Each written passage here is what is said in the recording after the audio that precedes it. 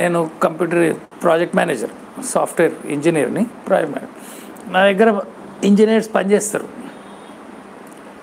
Software ఇంజనీర్స్కి వాళ్ళు senior engineers, వాళ్ళంతా జూనియర్ ఇంజనీర్స్ అంటే 1 year 2 year ఫ్రెషర్స్, వాళ్ళంతా జూనియర్. సీనియర్స్ అంటే 6 8 years 10 years వాళ్ళు పనిచేస్తారు నాకు. ఇంకా జూనియర్స్ కూడా ఉంటారు. ఇది ఎప్పుడైందంటే 2019 మేలో ఇట్లనే సాటర్డే వచ్చింది, ఫ్రైడే వచ్చింది. ఇక ఫ్రైడే రాగానే ఇక సాఫ్ట్వేర్ ఫీల్డ్ అంతా ఇక సాయంత్రం పార్టీలు ఇట్లా అంతా ప్లాన్ చేస్తారు కదా. అదే అట్లా ప్లాన్ చేసి సాటర్డే సండే కూడా అట్లనే ప్లాన్ చేసుకుంటారు వాళ్ళు. అయితే చేస్తూ నా దగ్గర ఉన్న ఒక సీనియర్ ఇంజనీర్ అంటే, సార్ ఏం చేస్తున్నారు సార్ సాటర్డే అని అడిగింది. నేను అప్పుడు చెప్పిన, ఎవరో ఇట్లా సావర్కర్ పిలిచిరా, సావర్కర్ కోసం పోతున్నా అన్న. అంటే అనుకున్నాడు సార్, నేను అంటే నా మీద గౌరవం కూడా ఉన్నది సార్ అని, సార్ ఏం చేసినా మంచి పనులే చేస్తాడు కదా అని. అతను ఏమనుకున్నా అంటే, నాకు కూడా ఒక 1/4 kilo తెచ్చి పెడతారా సార్ అన్నాడు. అంటే వాడు సావర్కర్ అనేది ఒక, నేను పోతున్నా సావర్కర్ కోసం, సావర్కర్ ఒక మిఠాయి అనుకున్నాడు. అందుకని ఒక 1/4 kilo సావర్కర్ కావాలన్నాడు వాడు. ఇది జోక్ కాదు, సీరియస్గా అయిన నిజంగా జరిగిన సంఘటన. ఇట్లాంటివి చెప్తే మనం జోక్ అని అనుకుంటారు కదా, జోక్ కాదు, ఇది రియల్గా. నేను షాక్ అయిపోయిన అప్పుడైతే, వీడేంటి ఇట్లా ఆలోచిస్తున్నాడు అని అనుకున్నాను నేనైతే. అది నాకు అంటే నేను చాలాసార్లు సావర్కర్ ఉపన్యాసాల్లో ఈ సంఘటన చెప్పినా కూడా, మరి మన దగ్గర పోయిందో లేదో ఇంకా. కానీ ఏంటంటే సావర్కర్ అనేటువంటి పేరు కూడా వినలే ఆయనైతే. మళ్ళీ ఆయన డమ్మీ కాదు, కంప్యూటర్ సైన్స్ చేసిండు, సీనియర్ సాఫ్ట్వేర్ ఇంజనీరు, 20 లక్షలు ఇప్పుడు 30 లక్షలు ఎంతో జీతం వస్తున్నది. అంటే అంత highly educated, highly qualified, highly డబ్బులు సంపాదిస్తున్న వానికి సావర్కర్ గురించి వాని పరిస్థితి ఇట్లున్నది. వానికి అసలు ఏం తెలియదు. మీరు నేను ఆ తర్వాత చాలామందిని అడిగినా కూడా సావర్కర్ అంటే ఎవరికైనా తెలియదు, ఎవరికైనా బ్లాంక్ ఉంటారు అంతా. మీరు మీ ఫ్రెండ్స్ని అడగండి, నేనేదో తమాషాకు కాదు, మీ ఫ్రెండ్స్ని అడగండి.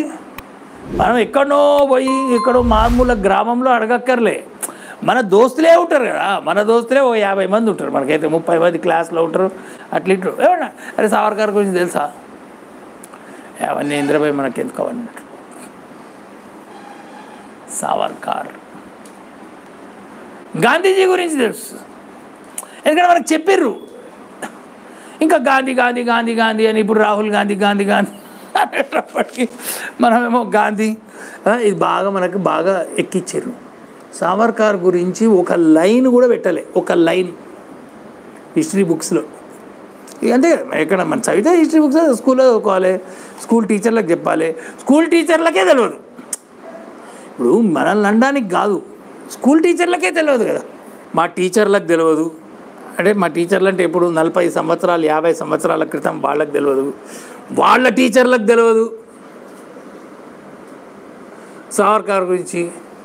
అది ఎవడు ఈ సావర్కరు అంత, ఆయన చేసిన ఘనకార్యం ఏంది?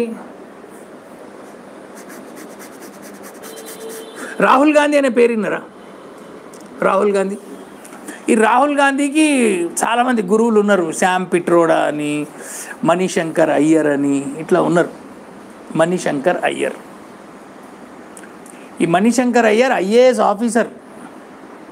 ఆయన ఎవరో తుర్కామని చేసుకున్నాడు, పెళ్లి చేసుకున్నాడు, తుర్కామని చేసుకున్నాడు. ఏదో వాడు మళ్ళీ వచ్చిండు, వాడు IAS రిజైన్ చేసి కాంగ్రెస్లో చేరిండు. కాంగ్రెస్లో చేరిన తర్వాత ఈ మణిశంకర్ అయ్యర్ అండమాన్ జైలుకి వెళ్ళిండు. అండమాన్ జైలు, అండమాన్ తెలుసు కదా, అండమాన్ నికోబార్, అక్కడ ఒక పెద్ద జైలు ఉన్నది. అది కనీసం 200 years ఓల్డ్ జైలు. అది కొన్ని వేల మందిని అక్కడ జైల్లో పెట్టచ్చు. అట్లా 200 years బ్యాక్ అట్లా కట్టిరు బ్రిటిష్ వాళ్ళు. ఆ అండమాన్ జైలుకి దగ్గర ఈ సావర్కర్ ఇక్కడ ఉండే అని ఒక శిలాఫలకం ఉన్నది. శిలాఫలకం, ఒక మాన్యుమెంట్, సావర్కర్ ఇక్కడ ఉండే అనే శిలాఫలకం ఉంటే, సావర్కర్ వాజ్ హియర్ అని ఫ్రమ్ 1910 ఏదో అట్లా ఉన్నది. అక్కడ ఉంటే ఈ మణిశంకర్ అయ్యరు 2005లోనో ఎప్పుడో పోయిండు, 2005లో పోయి ఆ శిలాఫలకాన్ని గట్టిగా కాలుతో తన్ని దాన్ని ఇరగ్గొట్టి వచ్చిండు. He was a central minister, central government minister. అప్పుడు మన్మోహన్ సింగ్ గవర్నమెంట్ ఉండే. వానికి అంత ద్వేషం సావర్కర్ అంటే, అంత ద్వేషము. మిగతా వాడు అట్లా తన్ని అట్లా కొట్టి ఈ సావర్కర్ ఏంది పొజిషన్ అని చూపించడానికి. తో ఇది మణిశంకర్ అయ్యర్ కథ. ఈ సావర్కర్ అనే ఆయన చాలా గొప్ప వ్యక్తి, చాలా గొప్ప వ్యక్తి. 1883 నాసిక్ దగ్గర భగూర్ అని ఒక ఊరుంది. భగూర్ నాసిక్ దగ్గర. మనం షిరిడి పోతే షిరిడి నుంచి త్రయంబకేశ్వర్ పోతుంటే నాసిక్ నుంచి పోవాలి, ఈ భగూర్ నుంచే పోవాలి. ఈ భగూర్ ఎంత 20 కిలోమీటర్స్ ఫ్రమ్ నాసిక్ అంతే. భగూర్ మొన్న March 28 పోయినా నేను అక్కడికి, నాసిక్ పోయిన పని మీద.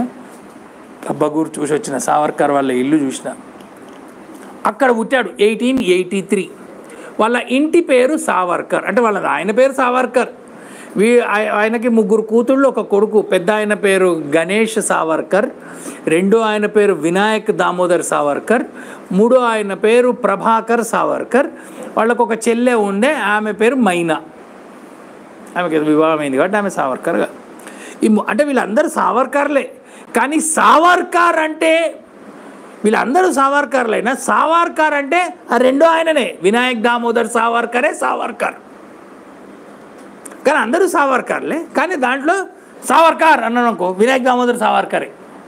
ఈ సావర్కర్ అట్లా పెరిగిన వాళ్ళు చాలా మంచి దేశభక్తులు వాళ్ళంతా. సావర్కర్ చిన్న వయసులో ఏమైంది, ఒక దాడి జరిగింది. వాళ్ళు చిన్న వయసు అంటే అబౌట్ 10th క్లాస్ ఆ వయసులో, 8th క్లాస్ వయసులో వాళ్ళ గ్రామంలో దాడి జరిగింది. దాడి ముస్లింలు కొంతమంది దాడి చేస్తే ఈయన అప్పుడే దోస్తులందరినీ కలుపుకున్నాడు. ఈ దోస్తులందరినీ కలుపుకొని అరే మన ప్రాణాలు పోయినా పర్వాలే కానీ తుర్కోళ్ళని మాత్రం తరిమేయాలని చెప్పేసి వీళ్ళందరూ ప్రాణాలకు తెగించి పోరాడి తుర్కోళ్ళని తరిమేశారు. ఇది ఒక ఘటన ఉన్నది సావర్కర్ జీవితంలో.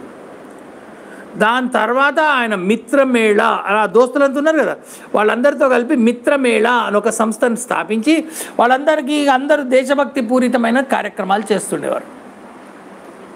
సావర్కర్ తర్వాత అప్పుడు ఆయనకు దేశ పరిస్థితులు అవన్నీ తెలిసి ఆయన ఏం చేశాడు, అష్టభుజాదేవి దేవి ముందు, విగ్రహం ముందు ఆయన భీకరమైన ప్రతిజ్ఞ తీసుకున్నాడు. తల్లి, నా జీవితంలో ప్రాణమున్నంత కాలం, ఈ శరీరంలో రక్తం ప్రవహిస్తున్నంత కాలం నేను నీ కోసం, నీ స్వరాజ్యం కోసం, అప్పుడు మనం పరపాలనలో ఉండే కదా, స్వరాజ్యం కోసము నేను పోరాడుతాను.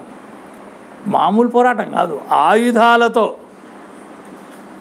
సశస్త్ర క్రాంతికారి, శస్త్రాలతో కలిపి క్రాంతి ఉద్యమాన్ని నడిపిస్తారు. దానికి ఏం అవసరమైతే అవన్నీ చేస్తా అన్నాడు, ఏమేమి అవసరమైతే. అట్లా ఎంతకాలం, జీవితాంతం. ఇది సావర్కర్ చేసిన ప్రతిజ్ఞ. చిన్న పిల్లగాడు 14-15 ఏళ్ల వయసులో చేసిన ప్రతిజ్ఞ అది. తర్వాత ఏం చేశాడు ఆయన, ఆ రోజులలో బాలగంగాధర్ తిలక్ అని ఒక నాయకుడు, బాలగంగాధర్ తిలక్ కేసరి అని ఒక పత్రిక నడిపేవాడు. కేసరి, ఈ కేసరి పత్రికలో దేశభక్త పూరితమైనటువంటి వార్తలు, తర్వాత ఉపన్యాసాలు అవన్నీ వచ్చేవి. అవన్నీ అందరితో కలిపి చదివేవాడు సావర్కర్. దాని తర్వాత అందరితో చర్చించి మంచి ఉత్తరాలు రాసేవాడు సావర్కర్ ఉత్తరాలు రాసేవాడు న్యూస్ పేపర్లకి. పేపర్స్, లెటర్స్ టు ఎడిటర్లు అవన్నీ పడేవి. కొన్నిసార్లు ఆర్టికల్సే పడిపోయి. వాళ్ళు అనుకునేవాళ్ళు ఇంత బాగా రాస్తున్నాడు, వీడెవడు పెద్దోడే అయిటాడు అని. ఎడిటర్లు ఆ రోజుల్లో తెలియదు వాళ్ళకి. కానీ ఎవరు రాస్తుంది, ఈ 14-15 ఏళ్ళ యువకుడు రాస్తున్నాడు ఈ వ్యాసాలు ఇవన్నీ. అని చాలా గొప్ప పోయట్రీ రాశాడు, గొప్ప పోయట్రీ, బ్రహ్మాండమైన పద్యాలు రాసేవాడు సావర్కర్. ఆ తర్వాత వాళ్ళ అమ్మ నాయన చనిపోయినారు. చనిపోయిన తర్వాత వాళ్ళు భగూర్ నుంచి నాసిక్ వచ్చారు. నాసిక్ అక్కడే పక్కనే 20 కిలోమీటర్లు. అక్కడ వాళ్ళన్న ఒక ప్రింటింగ్ ప్రెస్ పెట్టుకున్నాడు. విప్లవ కార్యక్రమాలు, సాహిత్యం అవన్నీ కూడా ప్రింట్ చేశారు. అక్కడ నాసిక్లో ఫర్గూసన్ కాలేజ్ అని ఉన్నది. ఫర్గూసన్ కాలేజ్, ఆ ఫర్గూసన్ కాలేజ్లో చేరాడు. ఫర్గూసన్ కాలేజ్లో చేరిన తర్వాత ఇంటర్మీడియట్ డిగ్రీ అయింది. అప్పుడు నాసిక్లో ఆయన విదేశీ వస్తు బహిష్కరణ 1905 స్వదేశీ మూమెంట్, కానీ ఇది విదేశీ వస్తు బహిష్కరణ. అప్పుడు ఆయన దానికి దసరాకి రావణ దహనం చేస్తారు కదా, దాంట్లో ఈ విదేశీ వస్తువులన్నింటినీ అన్నింటిలో నుంచి సేకరించి ఈ దోస్తులంతా కలిసి పెద్ద కుప్ప చేసి దాన్ని అంతా మంట పెట్టారు. దసరాకి దహనం పెట్టిన తర్వాత సావర్కర్ అది చూడ్డానికి తిలక్ వచ్చారు. బాలగంగాధర్ తిలక్ వచ్చి తిలక్ ఏమన్నారంటే, దాని తర్వాత అప్పుడు వాళ్ళు ప్లాన్ చేసి సావర్కర్ అప్పటికి పెండ్లి అయింది, యమునాబాయి అనే ఆమెతో పెండ్లి అయింది. అయితే అప్పుడు సావర్కర్ నువ్వు ఇక్కడ కాదు లండన్కి వెళ్ళాలి, లా చదువుకోవాలి అని చెప్పి సావర్కర్కి ఒక స్కాలర్షిప్ ఇప్పించారు. శ్యామ్జీ కృష్ణవర్మ అని ఒక ఆయన ఉండాడు, బికాజీ కామా, ఈ పేర్లు కొంచెం చరిత్ర తెలుస్తుంది. వాళ్ళు అక్కడ లండన్లో వాళ్ళు అక్కడ ఇండియా హౌస్ అని ఒక సంస్థ పెట్టి అక్కడ ఒక హాస్టల్ నడిపేవాళ్ళు. వాళ్ళు మంచి విద్యార్థులకి దేశభక్తులకి వాళ్ళు స్కాలర్షిప్, అట్లా స్కాలర్షిప్ మీద లండన్లో అప్పటికి సావర్కర్కి చిన్న కొడుకున్నాడు, వాడు చిన్న పిల్లగాడు కొడుకు పుట్టాడు. వాళ్ళ భార్య ఏడ్చింది, అదేంటి మీరు సముద్రాలు దాటుతున్నారు, సముద్రం దాటకూడదని ఒక అభిప్రాయం ఉండేది హిందువులకి, సముద్రాలు దాటకూడదు మనం అట్లాగాని. అయితే సావర్కర్ అన్నాడు అప్పుడు వాళ్ళ ఆవిడని ఓదారుస్తూ, ఏంటది సముద్రము భారత్ మాత కాళ్ళని అడుగుతున్నది, ఆ సముద్రానికి మనం భయపడేదేంది, సముద్రాలు కాదు ప్రపంచాన్ని దాటడానికి మనం సిద్ధంగా ఉండాలి అని చెప్పి ఆమెను ఓదార్చి లండన్ వెళ్ళిపోయాడు సావర్కర్. లండన్ వెళ్ళిపోయిన తర్వాత ఈ లోపల ఇక్కడ ఆయన కొడుకు చనిపోతాడు, చిన్న పిల్లవాడు వాడు చనిపోతాడు, ఏదో వ్యాధి వస్తుంది. సావర్కర్ భార్య దగ్గర ఉంటాడు కదా, వాడు చనిపోతాడు. ఆయన లండన్లో ఉంటాడు, బాధపడతాడు. తర్వాత సావర్కర్ ఏం చేస్తాడు, అక్కడ పోయి ఇండియా హౌస్లో కొంతమందిని కలుస్తాడు. కలిసిన వాళ్ళందరూ సావర్కర్ ఎవరిని కలిస్తే వాళ్ళని దేశభక్తులుగా తయారు చేసి రివల్యూషనరీగా తయారు చేయడమే సావర్కర్ పని. అక్కడ ఫ్రెండ్స్ ఆఫ్ ఇండియా సొసైటీ అని పెడతాడు. ఇక్కడ నాసిక్లో ఉన్నప్పుడు అభినవ భారత్ అని ఒక సంస్థను స్థాపిస్తాడు. అభినవ భారత్ బాగూర్లో ఉన్నప్పుడు మిత్రమేళ, తర్వాత అభినవ్ భారత్ నాసిక్లో ఆ సంస్థని వాళ్ళ అన్నకు అప్పగిచ్చేస్తాడు. వాళ్ళు కూడా ఇట్లా విద్యార్థులందరూ కలిసి దేశభక్తి కార్యక్రమాలు, విప్లవ కార్యక్రమాలు ఇది. ఇప్పుడు దాని తర్వాత లండన్ పోయిన తర్వాత ఫ్రెండ్స్ ఆఫ్ ఇండియా సొసైటీ అని ఒక సంస్థను స్థాపిస్తాడు. దాంట్లోకి అందరినీ కలిపి అందరినీ దేశభక్తి పని చేయాలి, మనం అందరం దేశం కోసం పనిచేయాలి అట్లా కానీ. వాళ్ళందరూ అంత మామూలు వాళ్ళంతా చదువుకునే విద్యార్థులు కదా హాస్టల్. ఏం చేయాలంటే మనం ఇట్లా చేయాలని. ఇక్కడ భారతదేశంలో విప్లవకారులు ఉన్నారు, విప్లవకారులు రివల్యూషనరీస్, వీళ్ళకేమో విప్లవం, యువకులకి విప్లవం చేయాలి ఏదైనా, కానీ ఎట్లా ఏం లేవు వాళ్ళ దగ్గర, మెటీరియల్ ఏం లేదు. బ్రిటిష్ వాళ్ళ దగ్గర తుపాకులు బాంబులు ఉన్నాయి. అందుకని సావర్కర్ ఏం చేస్తాడంటే ఒక ఇద్దరిని పిలుస్తాడు, పిలిచి మీరు బెల్జియం బోండి అంటాడు. లండన్ నుంచి బెల్జియం వెళ్ళాడు. వాళ్ళు బెల్జియము రష్యా పోయి అక్కడ బాంబులు ఎట్లా తయారు చేయాలి, తుపాకులు ఎట్లా తయారు చేయాలి ఇవన్నీ నేర్చుకుంటారు. వాళ్ళు నేర్చుకొని వాళ్ళు మళ్ళీ సావర్కర్ దగ్గరకు వస్తారు. వచ్చిన తర్వాత అవన్నీ ఒక 10 కాపీలు 20 కాపీలు చేపిస్తాడు. అప్పుడు జెరాక్సులు లేవు, అంతా రాస్తారు. రాసిన తర్వాత ఈ బాంబుల్ని తీసుకుపోయి మీరు భారతదేశానికి వెళ్ళిపోండి అని అంటాడు. అంటే ఆ బాంబు మెటీరియల్ అట్లాగా వెనక్కి వచ్చేస్తారు. అట్లాగా వెళ్ళి ఆ పని చేసిన ఆయన ఒక ఆయన పేరు సేనాపతి బాపట్. తర్వాత సుబ్రహ్మణ్యం అయ్యర్ ఆయన ఇంకొక ఆయన. తర్వాత మదన్ లాల్ ఢీంగ్రా అని, ఇది ఇంకొక ఫేమస్ నేమ్ సావర్కర్. మదన్ లాల్ ఢీంగ్రా విన్నారా ఎవరన్నా? మదన్ లాల్ ఢీంగ్రా పేరు వినలే. మదన్ లాల్ ఢీంగ్రా, ఈ మదన్ లాల్ ఢీంగ్రా అంటే ఊతినే అబ్సల్యూట్లీ జోవియల్ గై, క్యాజువల్. వాళ్ళ ఇంట్లో వాళ్ళ నాయన పెద్ద డాక్టర్ పంజాబ్లో, బ్రిటిష్ వాళ్ళకి చాలా దగ్గర, వాళ్ళకి 5-6 కొడుకులు. ఈ మదన్ లాల్ ఢీంగ్రా ఆఖరోడు. వాళ్ళు మస్తు పైసలు ఉన్నోళ్ళు. చల్లని బ్రిటిష్ వాళ్ళకి నేనేం పని చేయా అని చెప్పి బాంబేలో ఏదో కూలి పని చేసి, ఆ తర్వాత డెహ్రాడూన్ అవుతా షిమ్లా దగ్గర ఏదో క్లర్క్ లాగా పనిచేస్తే వీడు ఇట్లయితే వేస్ట్ ఫెలో లాగా ఉన్నాడు అని చెప్పేసి వాళ్ళ నాయన వాళ్ళ అన్న మాట్లాడి, నువ్వు లండన్ పోరా, లండన్ పోయి మెకానికల్ ఇంజనీరింగ్ చేయంటే సరే ఇంజనీరింగ్ చదువుతుంటాడు లండన్లో, టైంపాస్గా బాగా ఎంజాయ్ చేయడం, పార్టీలకు కూడా ఇవన్నీ చేస్తుంటాడు. అట్లా ఒకరోజు కనిపిస్తాడు ఈ సావర్కర్ ఈ డీంగ్రాకి. కనిపిస్తే ఎవడ్రా వీడు బాగా వేరే తీరుగా మాట్లాడుతున్నాడని ఈ డీంగ్రా సావర్కర్ కాంటాక్ట్లోకి వస్తాడు. వచ్చిన తర్వాత ఇక ఫుల్ మారిపోతాడు డీంగ్రా, దేశభక్తుడు అయిపోతాడు. అంటే కొంచెం ఉంటుంది బ్రిటిష్ వాళ్ళ వ్యతిరేకం ఉంది, దేశభక్తుడు అయిపోతాడు. సావర్కర్ చెప్పిన మాటలు వింటాడు, విన్నాక నేను కూడా దేశానికి ఏమైనా చేయాలి అట్లా ఇట్లా అంటాడు అని చెప్పి అప్పుడు డీంగ్రా ఏం చేస్తాడు, ఓ తుపాకీ సంపాదిస్తాడు. తుపాకీ సంపాదించి ఈ పంజాబ్కి వైస్రాయ్ అంటే ప్రెసిడెంట్ ఆఫ్ ఇండియా ఇప్పుడు ఎట్లా, అప్పుడు వైస్రాయ్ ఉండే, ఆ వైస్రాయ్కి సెక్రటరీగా ఒకడు పనిచేస్తాడు, కర్జన్ వైలీ అని పేరు, కర్జన్ వైలీ. వాడు పనిచేసి మళ్ళీ లండన్కి వచ్చేస్తాడు. ఒక రోజు ఒక పార్టీలో వాడు ఏదో అంత పార్టీ పోతే ఈ డీంగ్రా కూడా తుపాకీ తీసుకుపోయి కర్జన్ వైలీని పాయింట్ బ్లాంక్ రేంజ్లో ఫటాఫటా అని కాల్చి చంపేస్తే ఇక పోలీసులు పట్టుకున్న తర్వాత డీంగ్రాన్ని జైల్లో పెడతారు. జైల్లో పెట్టి అదంతా చేస్తారు. ఆఖరికి డీంగ్రా ఒక్కడే చంపిండని తెలుస్తుంది. ఆ సభలో కోర్టులో డీంగ్రాని అడుగుతాడు, నువ్వు ఎట్లా అంటే అప్పుడు డీంగ్రా చెప్తాడు, నేనేమో ఉద్రేకంతోనో ఏదో కోపంతోనో అట్లా కాల్చలేదు నేను అంటాడు, నేను ఇది బాగా ఆలోచించి కరెక్ట్గానే కాల్చిన అన్నాడు బ్రిటిష్ వాడిని. బ్రిటన్ ఇది ఎప్పుడైంది ఈ సంఘటన 1909లోనో 1910లోనో అయింది. బ్రిటన్ అప్పటికే ప్రతి సంవత్సరం 10 ట్రిలియన్ పౌండ్స్ దోచుకుంటుంది ఎస్టిమేట్ ప్రకారం. డీంగ్రా ఎస్టిమేట్ కరెక్ట్ కాదు, అది ఇంకెక్కువ దోచుకుంటుండొచ్చు. 10 ట్రిలియన్ పౌండ్స్ అట్లా ఎప్పటి నుంచి, గత 60 సంవత్సరాలుగా 10 ట్రిలియన్ పౌండ్స్. ఇవాళ భారతదేశం యొక్క ఆర్థిక ఎంత తెలుసా, ఎంత 2.3 ట్రిలియన్ పౌండ్స్. 3 ట్రిలియన్ పౌండ్స్ కూడా కాదు. ఇవాళ 120 సంవత్సరాల క్రితం 115 సంవత్సరాల క్రితము డీంగ్రా వేసిన ఎస్టిమేట్ అది. అప్పటికే 60 సంవత్సరాలుగానో 100 సంవత్సరాలుగానో బ్రిటన్ ప్రతి సంవత్సరం 10 ట్రిలియన్ పౌండ్స్ అట్లా డీంగ్రా ఎస్టిమేట్ వేసి నా దేశం నుంచి బ్రిటను నా ఎస్టిమేట్ల ప్రకారం 493 ట్రిలియన్ లక్షలు. ఆ నంబర్లు మనకు అర్థం కావు. ఇంత దోచుకుంది అంటాడు, ఇంత దోచుకుంటోంది. ఈ దోపిడీకి మీరేమో తెల్లవాళ్ళు పరిపాలన, బ్రిటిష్ పరిపాలన అని చెప్తారా? భారతదేశము ఒకప్పుడు అంటే బ్రిటన్ రాకముందు భారతదేశం బంగారు పిచ్చుక. ప్రపంచం యొక్క ఆర్థిక వ్యవస్థలో భారతదేశము 28%. మొత్తం భారతదేశం ఆర్థిక వ్యవస్థనే. ప్రపంచానికి తిండి పెట్టాలంటే భారతదేశం నుంచి తిండి బయటకు పోవాలి, బియ్యం కానీ ఏమైనా గోధుమలు కానీ.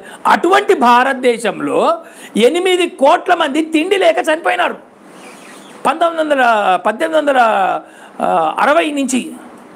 బ్రిటన్ దోపిడీ వల్ల భారతదేశం యొక్క contribution from 28% it fell down to 0.5%. ఇది మామూలు కాదు, దొంగలు దోచుకోవడమే.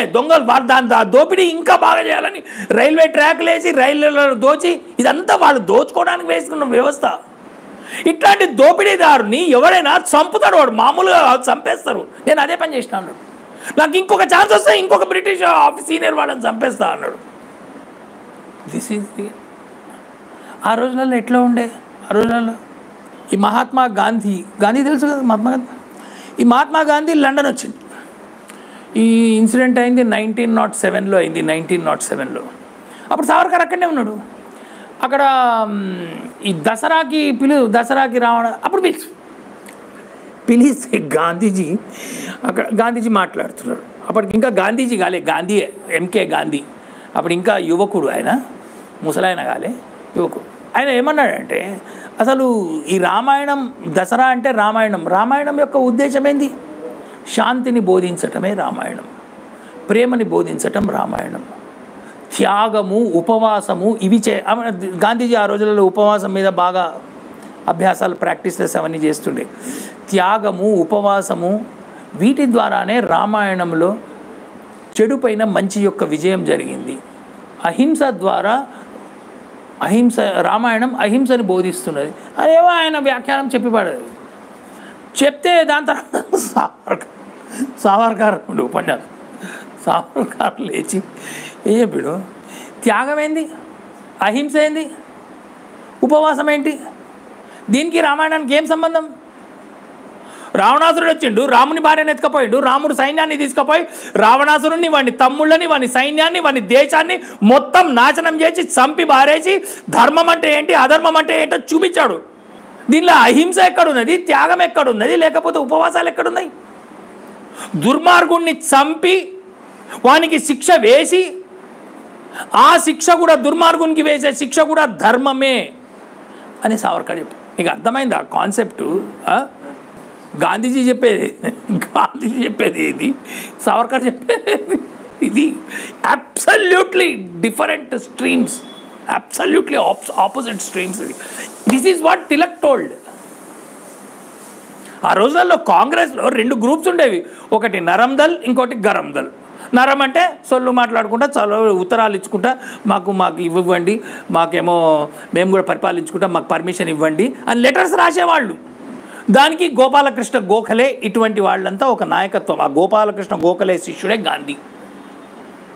1916లో 1918లో గాంధీ సౌత్ ఆఫ్రికా నుంచి ఇండియాకు వచ్చేసాడు.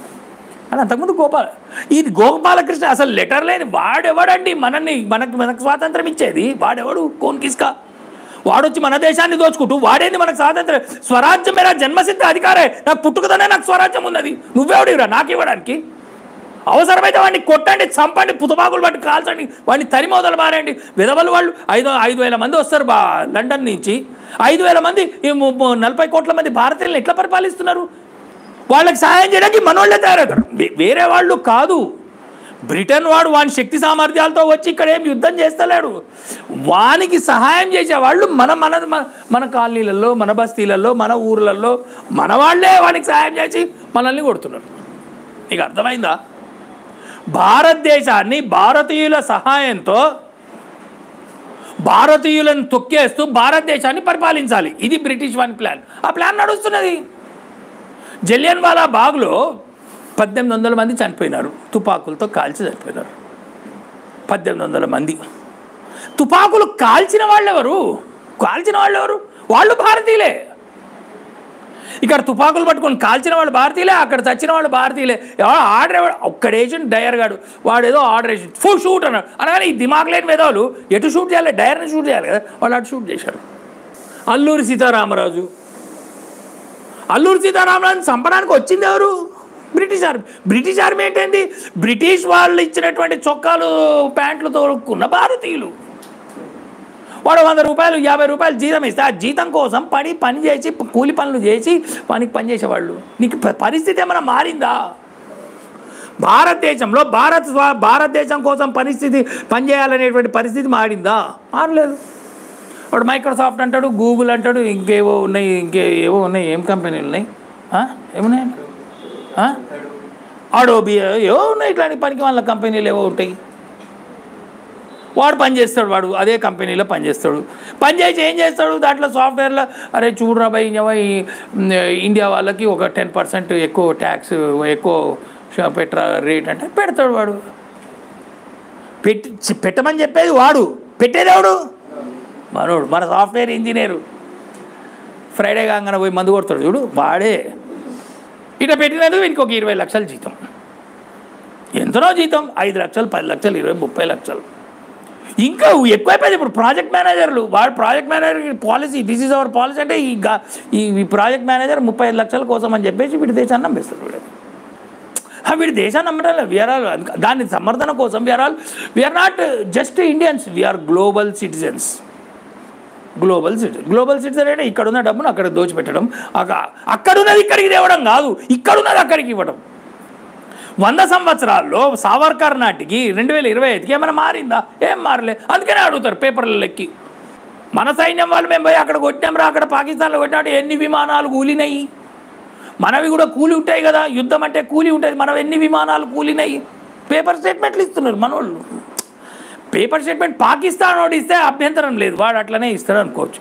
వాడు అఫ్రీది అని ఒక క్రికెట్ ప్లేయర్ ఉన్నాడు, వాడు ఏమన్నాడు, వాడు పాకిస్తాన్ గెలిచిందని, వాడు పాకిస్తాన్ గెలిచిందని అక్కడ వాళ్ళు యాత్రలు తీస్తున్నారు పాకిస్తాన్లో, యాత్ర పాకిస్తాన్ గెలిచింది, పేపర్ మొత్తం పేపర్లు అన్నట్టు పాకిస్తాన్ ఓడిపోయింది, మస్తు తన్నులు తిన్నారు. మన వాళ్ళు చేసింది 2 గంటలే యుద్ధము, 2 రోజులు 2 వారాలు కాదు, 2 గంటలు చేసారు, ఒకరోజు అరగంట ఇంకో రోజు అరగంట ఇట్లా కొట్టారు వాళ్ళు కొడితే. కానీ మన దేశం వాళ్ళు అంటున్నారు, మన దేశంలో వాళ్ళు, నీకు అర్థమైంది ఆ ద్రోహి ఎక్కడో లేడు, బయట దేశాల్లో దేశభక్తులు ఉంటారు, మన దేశంలో దేశ ద్రోహులు ఉన్నారు. ద్రోహులు ఎక్కడ, ఈ పక్క గల్లీలు ఉంటాడు, మీ ఇంటి పక్క ఇంట్లో ఉంటాడు, మన ఇంట్లో కూడా కొన్నిసార్లు ఉండొచ్చు, మన మేడ మీద ఉంటాడు. ఇది దేశద్రోహం. బ్రిటన్ వచ్చి ఇట్లా దోచుకున్నది నా దేశాన్ని, కాబట్టి ఇది ఎవడైనా సరే నా దేశం మీద చెయ్యెత్తితే వాడిని శిక్షించాలంటే డీంగ్రాని ఉరిదీయమని చెప్పేశారు.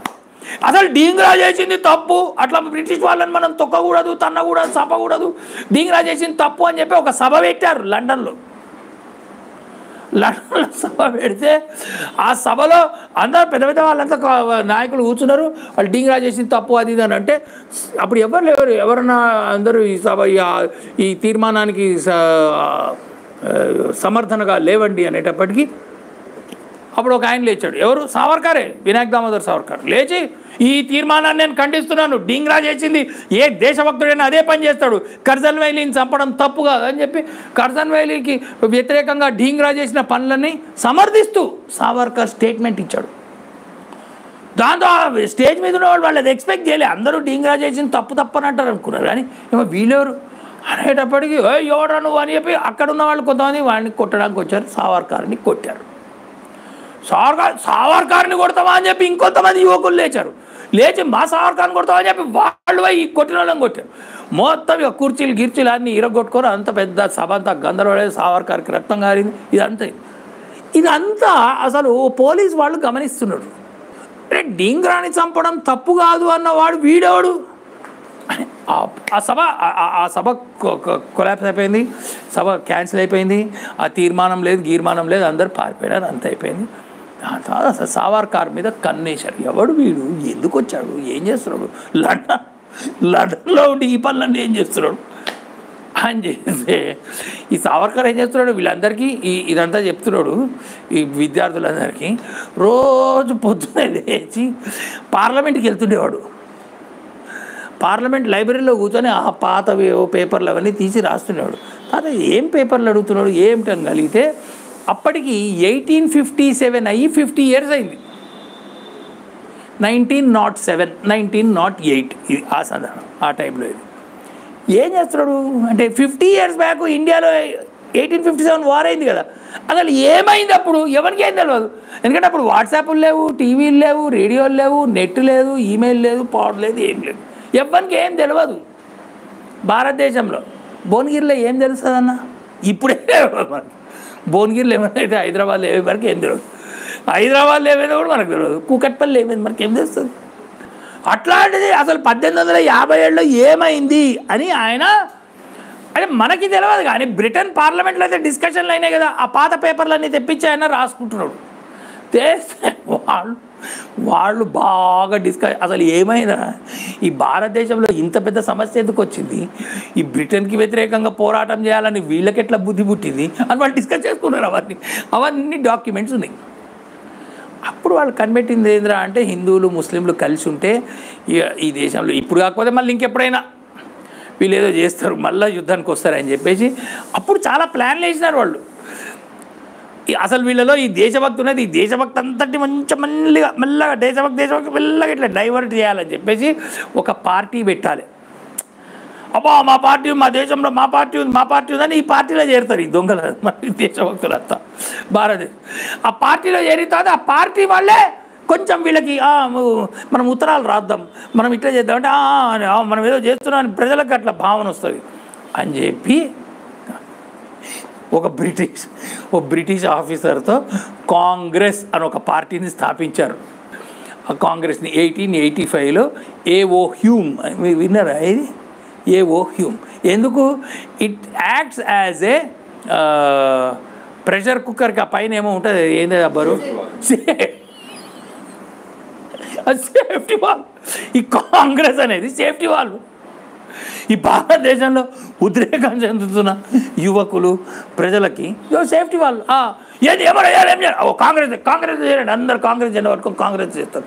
ఏం చేస్తారు కాంగ్రెస్ చేస్తే కాంగ్రెస్లో నాయకులు ఉంటారు కదా, ఇక మనం చేద్దాం ఇంగ్లాండ్ రానికి ఉత్తరం రాద్దాం అని ఉత్తరం రాస్తారు. ఉత్తరం రాసి మాకు కూడా మేము పరిపాలించుకోవాలి, మమ్మల్ని కూడా అప్పుడంతా బ్రిటిష్ ఎంపీలే ఉండేవాళ్ళు, మేము కూడా కొంతమంది ఎంపీలము ఎమ్మెల్యేలు అవుతామంటే ఓకే వి విల్ కన్సిడర్ అంటుంది. మళ్ళీ ఓ సంవత్సరం గడిచిపోతుంది. ఈ లోపల వీళ్ళంతా సప్పపడిపోతారు. నీకు అర్థమైందా? ఇది కాంగ్రెస్ చేసే పని. దీన్నే వ్యతిరేకించి వాడేవాడు వానికి ఉత్తరం రాసేది ఏంటి, మనం అడుక్కునేది ఏంటి? మన దేశానికి వాడొస్తే వాడినాడు మీకు ఒకటి వాడిని అందరినీ కలిసి కొడితే అందరు భారతీయులు అందరు కుప్పగులు ఒకరోజు కొట్టిరంటే వాడు గంటల సాఫ్. ఇది బాలగంగాధర్. ఇప్పుడు చెప్పండి, బాలగంగాధర్ చెప్పింది కరెక్టా? ఈ కాంగ్రెస్ సిద్ధాంతం కరెక్టా? అప్పుడు ఈయన ఈ సావర్కర్ ఆ బ్రిటిష్ పార్లమెంట్లో పోయి పుస్తకాన్ని ఏం పుస్తకం రాస్తున్నాడు ఏంది అని కనుక్కుంటే ఈ సావర్కర్ ఆయన ఒకటే కాదు, అలాంటి అనేకమైనవి కావాలి కదా, ఆ బాంబులు తయారీ కదా పంపించిండ. ఆ తర్వాత ఆయన ఒక పుస్తకం రాస్తున్నాడు. ఆ పుస్తకం పేరు 1857 ప్రథమ స్వాతంత్ర పోరాటం, 1857 the first war of Indian independence. అది పుస్తకం హెడింగ్. అది బ్రిటిష్ వాళ్ళు ఏమన్నారు, ఏం కాలే 1857 ఏం కాలే. అది ఎక్కడనో కంటోన్మెంట్లో కొంతమంది సిపాయిలు ఏదో తిరుగుబాటు చేసిర్రు. రైతులు చేసిర్రా? కాదు. యువకులు చేసిర్రా? కాదు. ప్రజలు చేసిర్రా? కాదు. ఎవరే ఎక్కడో మీరట్లో ఒక సిపాయిల కంటోన్మెంట్లో సిపాయిలు తిరుగుబాటు. కాబట్టి సిపాయిల తిరుగుబాటు అన్నది బ్రిటిష్ వాళ్ళ యొక్క ఇది. మీకు అర్థమైందా? సిపాయిల తిరుగుబాటు మనందరం హిస్టరీలో చదువుకున్నాం కదా, సిపాయి మ్యూటినీ అని చదువుకున్నాం కదా. నేను కూడా చదువుకున్నాను. నేను ఎప్పుడు 1979, 80లో చదువుకున్నాను. మీరందరూ ఎప్పుడు 40 సంవత్సరాల తర్వాత చదువుకుంటారు. అందరం అదే చెత్త చదివినాం. కానీ ఏంటది? It is not sepoy mutiny.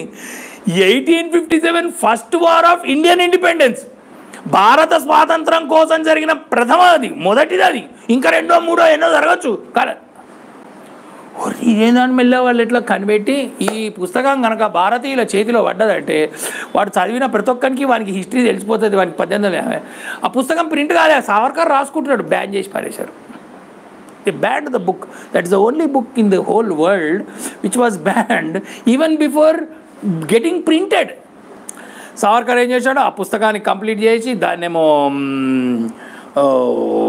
Belgium, France, జర్మనీలకు పంపించి అక్కడ ప్రింట్ చేసిన తర్వాత దాని మీద బైబిల్ కోడ్ అనో లేకపోతే కామెంటరీ ఆన్ బైబిల్ అనో స్టోరీ ఆఫ్ జీసస్ అనో ఏదో దొంగ పేర్లు కవర్లు పెట్టి అట్లాగా భారతదేశం పంపించి అట్లా స్మగుల్ చేయించాడు ఆ పుస్తకాల్ని. అంటే ప్రింటింగ్ కూడా బుక్ లోపల. భగత్ సింగ్ బిఏ చదువుతున్నప్పుడు లాహోర్లో, అంటే ఈ పుస్తకం రాసిన ఒక 20 years తర్వాత భగత్ సింగ్ ఆ పుస్తకం యొక్క బ్లాక్ కాపీ, ఒక స్మగుల్డ్ కాపీని 1200-1300 రూపాయలు ఆ రోజులలో, ఐఎమ్ నాట్ టాకింగ్ నౌ, 100 సంవత్సరాల క్రితం రూపాయి ఎంత విలువ ఉంటుంది అంత పెట్టి ఆ పుస్తకం కొని వాళ్ళందరూ వాళ్ళ దోస్తులు అందరూ ఆ పుస్తకం చదివేవాళ్ళు. సావర్కర్ రాసిన ఈ పుస్తకం చదవడంతో వాళ్ళందరికీ స్ఫూర్తి వచ్చేది దేశం కోసం పనిచేయాలని. భగత్ సింగ్ చరిత్రలో ఏం రాసుకున్నాడంటే ఆ పుస్తకం చదవటమే దేశభక్తి. దేశభక్తి అంటే వాడిని ఎవరినో పోయి కొట్టడం అదంతా నెక్స్ట్ స్టెప్. కానీ reading this book is self is a act of patriotism. అంటే ఊహించండి సావర్కర్ది. అంతే చేయలేదు సావర్కర్. అక్కడ పోయి ఆ పుస్తకం రాశాడు. దాని తర్వాత కొన్ని తుపాకులు సంపాదించాడు. ఒక 20 మోయిస్బర్ అని ఈ జర్మన్ తుపాకులు ఇవ్వండి. ఆ తుపాకులు సంపాదించి వాటిని పుస్తకాల్లో కట్ చేసి ఆ పుస్తకాల లోపల తుపాకులు పెట్టి మళ్ళీ పుస్తకాలు మంచిగా బయట చేసి ఆ మనకి ఎక్స్పోర్ట్స్ దగ్గర ఈ ఇంపోర్ట్ దగ్గర చూస్తారు కదా పడవ వచ్చిన పుస్తకాలను పంపించారు. అట్లాగా పుస్తకాలని భారతదేశం చేరవేశాడు. అట్లాగా ఒక తుపాకీ అనంత లక్ష్మణ కన్హరే అని ఒక యువకునికి వచ్చింది. అది ఆ చేతికి వచ్చింది ఆ గన్. ఆయన ఏఎంటి జాక్సన్ అని పూనా యొక్క కలెక్టర్, పూనా యొక్క కలెక్టర్, నాసిక్ యొక్క కలెక్టర్ ఏఎంటి జాక్సన్. ఈ ఏఎంటి జాక్సన్ని ఓ తుపాకీ బట్టి అక్కడ విజయానంద్ థియేటర్ అని ఉన్నది నాసిక్లో. ఇప్పుడు అది కూలగొట్టేసి అక్కడ ఒక మాల్ కట్టారు. 5 years బ్యాక్ దాకా ఉండదు విజయానంద్ థియేటర్. ఆ విజయానంద్ థియేటర్లోకి ఈ జాక్సన్ వస్తే ఈ 16 ఏళ్ల అనంత లక్ష్మణ్ కనరే జాక్సన్ని కాల్చి పారేశాడు. వీళ్ళ దగ్గర తుపాకీ ఎక్కడికి వెళ్ళి దొరికింది పిల్లగానికి, వీనికి తుపాకీ ఎక్కడిది? ఈ తుపాకీతో కలెక్టర్ని కాల్చాడు ఏంది? అసలు కలెక్టర్ని తుపాకీ పట్టుకోవడమే కష్టం, అసలు వీనికి తుపాకీ పట్టుకొని కలెక్టర్ని కాల్చాలనేటువంటి ఆ థింకింగ్ ఎక్కడికి వెళ్ళి వచ్చింది? ఇదంతా ఇక బ్రిటిష్ వాళ్ళు అదంతా చేశారు. అనంత లక్ష్మణ్ కన్నారేని ఊరి తీశారు, అది అయిపోయింది. బట్ దే ఫిగర్ అప్పుడు ఎక్కడ లండన్కి వెళ్ళి వచ్చింది తుపాకీ. లండన్కి వెళ్ళి ఎవరు పంపిస్తారు? మన సారే పంపిస్తారు. తర్వాత ఫ్రాన్స్ వెళ్ళిపోయాడు. ఫ్రాన్స్ నుంచి ఇక్కడ కాదు నేను అని అంటే వాళ్ళు వద్దు నువ్వు ఫ్రాన్స్లోనే ఉండని చెప్పారు అక్కడ. Bikaji comma she asked him not to go to, but he went back to London. లండన్లో పోలీసులు పట్టుకున్నారు. పట్టుకొని లండన్లో చేశాడు కదా యాక్టివిటీ. సావర్కర్ ఏంటంటే లండన్లో చేసిన యాక్టివిటీ కాబట్టి లండన్లో కేసు పెడతారు. లండన్లో కేసు పెడితే ఎవరిని చంపలే, నేనేదో బుక్ రాసుకున్నా, కేసు పెడితే 2 years ఏదో శిక్ష చేస్తారు, లండన్లో వదిలేస్తారు. అది సావర్కర్ క్యాల్కులేషన్. వాళ్ళు ఏం చేశారు, నువ్వు ఇక్కడికి పంపిన తుపాకీ అక్కడికి పోయింది కాబట్టి నిన్ను అక్కడ చేయాలని చెప్పి సావర్కర్ని పడవ ఎక్కించి సావర్కర్ని భారతదేశం పంపించారు. ఎందుకంటే లండన్లో కంటే కూడా భారతదేశంలో వీటికి శిక్షలు ఎక్కువ ఉంటాయి, కఠినంగా ఉంటుంది. ఇది అన్యాయం అంటే ఎవడు వింటాడా? ఎవడు. ఆ పడవ లండన్ దాటి మెల్లగా ఫ్రాన్స్ పక్క నుంచి పోతుంటే అప్పుడు దోస్తులకు ఎట్లనో చెప్పాడు, నేను మార్సెల్స్లో అక్కడ ఒడ్డుకు వస్తా, కార్ రెడీ పెట్టించండి పారిపోదాం అని చెప్పేసి మార్సెల్స్ దగ్గరకు వచ్చింది, ఫ్రాన్స్ దగ్గరికి. రాగానే సావర్కర్ ఏం చేశాడు, బాత్రూమ్కి పోతా అన్నాడు. బాత్రూమ్ పోతా అంటే సరే అన్నారు. వాళ్ళు ఏదో వదిలి ఆ బాత్రూమ్కి గొట్టాలు ఉన్నాయి, ఈ లెట్రిన్ ఇవన్నీ పోయేగా. ఆ గొట్టాల్లోంచి ఆయన బయటికి దూకి సముద్రంలోకి దూకి అక్కడి నుంచి ఈదుకుంటూ మళ్ళీ ఒడ్డుకి వెళ్ళిపోయినాడు. ఈ బ్రిటిష్ వాళ్ళు కాసేపు బయట కూర్చొని చూస్తున్నారు, ఏంది వీడు ఇంతసేపు బాత్రూమ్ పోతుండా అని మెల్లగా తలుపు కొడితే తలుపు తీస్తాడు. ఏది రా తలుపు బద్దలు వాడు చూస్తే సావర్కర్ లేడు. బాత్రూంలోకి వెళ్ళి సావర్కర్ ఏమే. వాళ్ళు మెల్ల కిటికీలోకి వెళ్ళి అక్కడ ఎవడో ఈదుకుంటూ పోతున్నాడు. ఓరిని వీడు పారిపోయాడు అని చెప్పేసి వాడిని పట్టుకున్నాడు. సావర్కర్ ఈ లోపల ఫ్రాన్స్కి వెళ్ళిపోయినాడు. ఫ్రాన్స్కి వెళ్ళిపోయి అక్కడ రోడ్డు మీద పరిగెత్తుంటే ఎవరో పోలేదు, అరే నన్ను పట్టుకోండి, అరెస్ట్ చేయండి. ఎందుకు వాళ్ళు సావర్కర్ ఇంగ్లీష్లో అన్నా వాడు ఫ్రెంచ్, వానికి అర్థమైతలేదు. ఎందుకు ఏంది అరెస్ట్ అంటే ఏంది సావర్కర్ని పట్టుకున్నారు వాళ్ళు. ఈ లోపల ఈ బ్రిటిష్ వాళ్ళు మెల్లగా వచ్చారు ఫ్రాన్స్కి. ఆ కార్ రావాలి కదా, ఏదో 8 o'clockకి రావాలి, అది 8 కాదు 8:20కి వచ్చింది. ఆ కారు కారెక్కేసి వెళ్ళిపోతుండే సావర్కర్. అనుకున్న టైంకి అనుకున్న పని సమయానికి రాకపోతే ఏమవుతుంది, చెప్పిన సమయానికి టైంకి రావాలి. ఇది డిసిప్లిన్. ఆ డిసిప్లిన్ మిస్ అయితే ఇట్లాంటివి అవుతుంది. వాడు పోలీసు వాళ్ళు పట్టుకున్నారు. ఈ బ్రిటిష్ పోలీసులు వచ్చేసి మమ్మల్ని మాకు ఇచ్చేసేయండి, వీడు మా పడవ నుంచి దూకి మీ దగ్గరకు వచ్చేసి అది అట్లనే అన్నారు. వాళ్ళు ఫ్రాన్స్ వాళ్ళు వాడికి, అరే ఇది అన్యాయం రా నాయన, నేను మీ దేశంలో కానీ నువ్వు ఇవ్వు, బ్రిటిష్ వాళ్ళకి ఇవ్వ, కానీ ఫస్ట్ నీ పోలీస్ స్టేషన్ తీసుకపో, నీ కోర్టులో వెయ్యి, దాని తర్వాత కోర్టు ఇమ్మటే ఇచ్చేసేయి అని అన్నాడు సావర్కర్. అదే కదా, దట్ ఈస్ అలా. లా లేదు పాడలేదు, అక్కడక్కడే మళ్ళీ ఇచ్చేసి ఆ బ్రిటిష్ వాళ్ళు ఒడ్డు మించే మళ్ళీ తీసుకుపోయారు. మార్సెల్స్ నుంచి బాగా అరేంజ్ చేసి సార్ బాత్రూమ్ కూడా పోనివ్వకుండా ఇండియాకి తీసుకొచ్చారు. ఆ కేసు 3 ఏళ్ళు మళ్ళీ ఇట్లా ఇచ్చేసాను. అప్పుడు ఆ ఇంటర్నేషనల్ కోర్టు చేసిన లేదు ఫ్రాన్స్ పోలీసులు చేసింది తప్పు, అట్లా ఇవ్వకూడదు బ్రిటన్కి, ఎందుకంటే అది ఫ్రాన్స్ యొక్క అది ఆధిపత్యం ఉంటుంది, ఫ్రాన్స్ లాస్ లేదు. సరే నెక్స్ట్ టైం నుంచి ఇట్లాంటి మిస్టేక్, నెక్స్ట్ టైం ఏంద్రా ఆయన, వీడు ఆల్రెడీ వెళ్ళిపోయాడు అక్కడికి, నెక్స్ట్ టైం ఏంటి. అట్లా వచ్చిన తర్వాత పూనాలో కేసు పెట్టారు. కేసు పెట్టి సావర్కర్ చేస్తే ఇవి చేసిన అభియోగాలు ఇట్లాగా చేశాడు, తర్వాత తుపాకులు పంపించాడు, ఇవన్నీ దానికి ఏం చేశారంటే ఆయనకి తుపాకులు పంపిన దానికి ఒక శిక్ష, బ్రిటిష్ రాజుకి వ్యతిరేకంగా ప్రమోట్ చేసిన దానికి ఇంకొక శిక్ష, 2 ఆజన్మ కారాగార శిక్షలు విధించారు. 2 మనిషికి ఒక శిక్ష వేస్తారు, కొన్ని సైమల్టేనియస్గా ఉంటాయి శిక్షలు కూడా. ఇవి ఒకదాని తర్వాత ఒకటి. ఒక ఆజన్మ కారాగార శిక్ష అంటే 25 సంవత్సరాలు, అంటే 50 సంవత్సరాలు అండమాన్ జైల్లో ఉండాలి. అండమాన్ అంటే ఎక్కడుంది? చెన్నై నుంచి 600 కిలోమీటర్ల సముద్రంలో పోతే ఉంటుంది. అంటే అక్కడి నుంచి నువ్వు ఆ జైల్లోకి వెళ్ళి తప్పించుకున్నా మళ్ళీ చుట్టూరా 600 కిలోమీటర్ల సముద్రమే. 600 సముద్రం ఎవడు ఇస్తాడా? సావర్కర్ ఎక్కడనో అడుగుతాడు. అసలు మీకు అండమాన్ జైలు శిక్ష పడ్డ ఒక్క కాంగ్రెస్ నాయకుని పేరు చెప్పండి అంటు. అండమాన్ జైలు శిక్ష. మరి ఇంతమంది, ఇంత పెద్ద సంస్థ కదా కాంగ్రెస్, మరి అంత కాంగ్రెస్లో మరి ఇంతమందిలో ఒక్కరికైనా అండమాన్ జైలు శిక్ష పడ్డదా? ఏం లేదు. అందరికీ 3 నెలలు 6 నెలలు వేసి మంచి ఇంటికి పోండి అన్నారు. ఏమిటిది అసలు? ఈ అండమాన్ జైలు శిక్ష అంటే ఏమిటి? అండమాన్ జైలు శిక్ష అంటే అక్కడికి పోయింది. అండమాన్కి పోయిన తర్వాత ఫస్ట్ 6 months సాలిటరీ కన్ఫైన్మెంట్. ఎంత ఉంటుందంటే సావర్కర్ రూము ఇంత ఉంటుంది. ఈ పిల్లగాళ్ళు లేకుండా ఈ ముందు ఉంది కదా, ఈ జస్ట్ ఇక్కడి నుంచి ఇక్కడ దాకా ఈ కార్పెట్ ఏరియా ఇంతనే ఉంటుంది ఆ రూమ్. సావర్కర్ జైల్ దాంట్లో ఒక పైన ఒక కింద రంధ్రం ఉంటుంది, అందులోకెళ్ళి గాలి వెలుతురు వస్తాయి. ఈ ముందేమో కటకటాలు ఉంటాయి, ఈ ముందు కటకటాలు ఉంటాయి. ఇందులోనే ఉండాలి. ఆ మూల ఒక కుండ ఉంటుంది. మూల ఆ కుండలో నీళ్లు ఉంటాయి. ఆ కుండలో నీళ్ళే తాగాలి. ఆ కుండలో నీళ్ళతోనే కడుక్కోవాలి. ఏం కడుక్కోవాలో అడగద్దు. అక్కడనే ఒక కన్నం ఉంటుంది, ఆ కన్నంలోనే పోవాలి. అది నువ్వే సాఫ్ చేసుకోవాలి. అంటే నీ తిండి కానీ పడక కానీ అన్నీ అక్కడనే. అది అండమాన్ అక్కడ జైల్లో దోమలు బండ దోమల మన చిన్న దోమలు కావు, పెద్ద దోమలు ఉంటాయి అక్కడ. అవి కుట్టి కుట్టి చంపుతాయి కదా. ఇది ఆ దోమలకి తద్దు. ఇట్లాగా 6 నెలలు ఏకాంతవాస శిక్ష. కొన్నిసార్లు ఈ సావర్కర్కి ఎవడన్నా ఏమైనా ఉత్తరం ఏదైనా రాస్తాడు, చిన్న కాగితం ముక్క అట్లా దొరికినాయి. అది దొరికినప్పుడు ఏం చేస్తారంటే ఈ గోడకి ఇట్లాగా పైన చేతులు వేసేసి నిల్చోబెట్టి కట్టేస్తారు. అట్లనే ఉంటాడు ఇక పొద్దునుంచి సాయంత్రం దాకా. ఆ కట్లిప్పితే అట్లనే పడిపోతే పోలీసులు మోసుకొచ్చి మళ్ళీ ఈ జైల్లో పడేస్తారు. తిండి పెడితే ఏంది? అది మామూలు పాసిపోయిన అన్నం, నిన్నటిదో ఎప్పటిదో ఉంటుంది. అది ఇంత పెడతారు. దాంట్లో పురుగులు గిరుగులు వస్తుంటాయి, జిల్ల పురుగులు. అవన్నీ ఏరుకొని మిగిలిన ఫుడ్ తినాలి. ఈ సావర్కర్ జైలుకి ఇట్లా కటకటాలకి ఎదురుగా అక్కడ 3rd floorలో ఉండేవాడు. అక్కడ గ్రౌండ్ ఫ్లోర్లో ఎవరైనా ఉరి తీయాలి, శిక్షలు వేయాలి, అవన్నీ అక్కడ వేస్తారు. వాళ్ళు ఉరి తీసే ముందు మామూలు అబ్బా రండిరా అని వేస్తాడు. వాడు అక్కడ ఉరి తీసి అని చచ్చిపోతారు. ఈ చావులన్నీ సావర్కర్ కళ్ళతో చూసేవాడు. ఈ చావు సావర్కర్ గడ్డి కోయాలంటే గడ్డి పట్టుకొని గడ్డి కోస్తే ఆ గడ్డి పట్టుకున్నప్పుడు అడవులలో గడ్డి పట్టుకుంటే గడ్డి వస్తుంది. కొన్నిసార్లు పాములు వస్తాయి, తేళ్ళు వస్తాయి.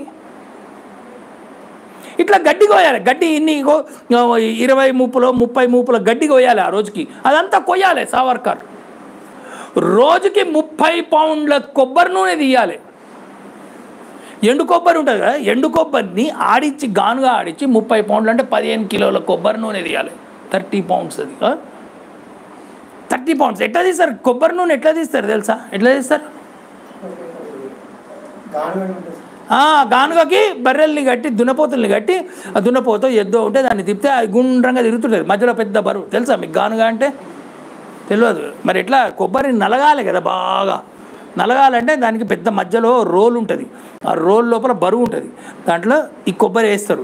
వేసి ఆ రోలుని ఇట్లా చుట్టూరా తిప్పుతుంటారు. దాన్ని పట్టుకొని ఆ దున్నపోతుని కట్టి ఆ దున్నపోతు గుండ్రంగా తిరుగుతుంటుంది. ఆ బరువుకి నలిగి కొబ్బరి నూనె వస్తుంది. ఇది కొబ్బరి నూనె తీసే ప్రాసెస్. కొబ్బరి నూనె కానీ పల్లి నూనె కానీ ఏవైనా ఇదే ప్రాసెస్. అండమాన్ స్పెషాలిటీ ఏంటంటే అక్కడ దున్నపోతులు ఎద్దులు ఉండవు, మనుషులు. ఈ సావర్కరే ఎద్దులాగా పడి ఆ మొత్తం అంతా దున్నపోతులాగా అది పొద్దున్నీ సాయంత్రం దాకా తిరిగి 15 కిలోల నూనె తీయాలి. 30 పౌండ్లు. ఎవడ తీసిన? ఒక్కడన్నా ఒక కాంగ్రెస్ నాయకుడికి తీసిరా? అండమాన్ జైల్లో ఈ శిక్ష కొన్ని రోజులు, కొన్ని నెలలో, కొంతకాలం ఈ శిక్ష. ఇంకో తర్వాత కొబ్బరి అక్కడ బాగా కొబ్బరి ఎండు మట్టలు అవన్నీ వస్తాయి. వాటితో ఆ కొబ్బరి తాడు, కొబ్బరి పేను ఇవన్నీ తీయాలి. కొబ్బరి పేను ఇవన్నీ తీసి అంత పేమి తాడు తయారు చేయాలి. వాడు రోజు చెప్తాడు 50 మీటర్ల తాడు చేయాలంటే ఆయుధాలు లేవు. కొబ్బరి పీచు తీయడానికి ఇనుప ముక్కలు అవేం లేవు. ఉత్తి చేతులతో ఒక కొబ్బరికాయని తీసి కొబ్బరికాయ కొట్టరు తమ్మి, నువ్వు చూస్తావు. ఉత్తి చేతులతో కొబ్బరికాయ తీస్తావా? అట్లాంటిది ఆ ఎండు కొబ్బరిలన్నీ పీకి దాంతో తాడు చేయాలి. చచ్చిపోయాడు మనిషి. రాయాలంటే రాసుకోవడానికి I'm not a I'm not a criminal. ఇవన్నీ క్రిమినల్స్కి ఇచ్చే శిక్షలు. నేను పొలిటికల్లీ కాబట్టి నాకు పొలిటికల్గా అంటే no nonsense, nothing doing అని చెప్పేసి రాసుకోవడానికి పేపర్ ముక్క పెన్ను కూడా ఇవ్వలేదు. అప్పుడు రోడ్డు మీద దొరికిన అక్కడెక్కడ దొరికిన చిన్న బొగ్గు ముక్కతో గోడల మీద రాసుకునేటోడు. వాడు మెల్ల సంవత్సరానికి 2 సంవత్సరాలకు వైట్ వాష్ చేస్తే మొత్తం కవిత్వం అంతా పోయేది. అట్లా పోయిటరీ రాసుకున్నాడు సావర్కర్. 10,000 లైన్ల పోయిటరీ రాశాడు. రాజవంతా నోటికి నేర్చుకొని మళ్ళీ ఎక్కడ మిస్ అయిపోతాడని మిగతా వాళ్ళకి తర్వాత సహా ఖైదీలకి అవన్నీ నేర్పించి అట్లాగా సావర్కర్ రాసిన పోయిటరీ వాళ్ళు ఎప్పుడో విడుదలైనప్పుడు సావర్కర్కి వచ్చింది. నెహ్రూ గారు, గాంధీ గారు వీళ్ళకి కూడా వేసారు కదన్న జైలు శిక్ష. ఎందుకెళ్ళి వాళ్ళకు కూడా వేసారు జైలు శిక్ష. గాంధీ గారిని ఎక్కడ వేసారు? ఆగా ఖాన్ ప్యాలెస్లో వేసారు. ఆగా ఖాన్ ప్యాలెస్, అది జైలు కాదు, ప్యాలెస్. ఇక్కడ లేదు. ఇది ఏముంది, చౌమహల్లనా ఏంటది? ఫలక్నామా ప్యాలెస్ కంటే వైభవంగా ఉంటుంది ఆగా ఖాన్ ప్యాలెస్. గాంధీ సినిమాలో చూసిర్రా ఎట్లుంటుంది అది? ఆగా ఖాన్ ప్యాలెస్ పెద్దది. ఉస్మానియా యూనివర్సిటీ కంటే పెద్దగా ఉంటుంది అది. నెహ్రూ గారిని ఆనంద భవన్, భవన్ పేరే ఆనంద భవన్. ఇప్పటికుంది ఆనంద భవన్ ప్రయాగరాజ్లో, అలహాబాద్లో ఉన్నది. నెహ్రూ గారి జైలు శిక్ష అంటే ఏందిరా అంటే, నెహ్రూ గారికి పొద్దున లేస్తేనే ఆయనకి మాలిష్ చేయడానికి ఒక మాలిష్ చేసేటోడు ఒకడు, ఆయన విడిచిన బట్టలు ఉతకటానికి బట్టలు ఉతికేటోడు చాకలోడు ఇంకొకడు, వంట వండడానికి వంటవాడు. ఇవన్నీ మనకు తెలిసినవి. రాత్రుల పూట ఏమైతే మనకు తెలియదు. ఇవన్నీ ఉంటే అప్పుడు నెహ్రూ గారు మంచి బ్రహ్మాండమైన పుస్తకం రాశారు, డిస్కవరీ ఆఫ్ ఇండియా అని. ఆయనకి పెన్నులు, పేపర్లు, న్యూస్ పేపర్లు అన్నీ రోజు వస్తుండే లోపలికి. దాన్ని చూసుకొని మంచిగా డిస్కవరీ భారతదేశం అంటే ఏంది అని ఆయన రాసిండు అక్కడ. ఎక్కడ సావర్కరు? ఎవడు చెప్పండి నిజంగా కష్టాలు అనుభవించింది? సావర్కరా, నెహ్రూవా? చెప్పండి. మరి ఎవడి వంశాలు ఇప్పటిదాకా భారతదేశాన్ని పరిపాలిస్తున్నాయి? సావర్కర్ చరిత్ర కూడా అసలు పుటలలో లేకుండా, ఒక పేపర్లో ఒక వాక్యం కూడా లేకుండా వాళ్ళు ఎందుకు తొక్కేశారు? మళ్ళీ ఎవరు? వాళ్ళ వంశం వాళ్ళే, నెహ్రూ వంశం వాళ్ళే. నెహ్రూ తర్వాత ఆయన కూతురు ఇందిరాగాంధీ తర్వాత ఆమె కొడుకు రాజీవ్ గాంధీ తర్వాత ఆయన భార్య సోనియా గాంధీ. ఎవరు సోనియా? Who is Sonia Gandhi? ఎక్కడనో ఇటలీలో, లండన్లో బార్ డ్యాన్సులు చేసుకుని, పబ్లలో డ్యాన్సులు చేసుకుని, బీర్లు అందించి పిల్లల్ని ఎత్తుకుని సంకనాకి 10th క్లాస్ కూడా పాస్ కానీ ఆమె భారతదేశంలో కాంగ్రెస్ పార్టీకి ఎట్లా నాయకురాలైంది? ఆమె అవ్వడం సరే, ఆమెని సమర్థించే వాళ్ళు ఇక్కడ ఉన్నారు. నీకు అర్థమైందా? ఇక్కడ మనోళ్ళు బయటవాడు కాదు. మన వి హనుమంతరావు, మన రేవంత్ రెడ్డి, లేకపోతే వాడెవడో సిద్ధరామయ్య, ఇంకెవడో శివకుమారు, ఇక్కడ ఇప్పుడు ఉన్నారు కదా, ఇంకెవరో ఉన్నారు ఇక్కడ లీడర్లు, కాంగ్రెస్ లీడర్లు. చెప్పండి ఎవరు అనుభవిస్తున్నారు భారతదేశంలో? సావర్కర్ కేసు కఠిన కారాగార శిక్షలు, అసలు తప్పించుకోవడానికి ఆయనకి ఛాన్స్ లేదు. అందుకని ఉత్తరాలు రాసిండు సావర్కర్.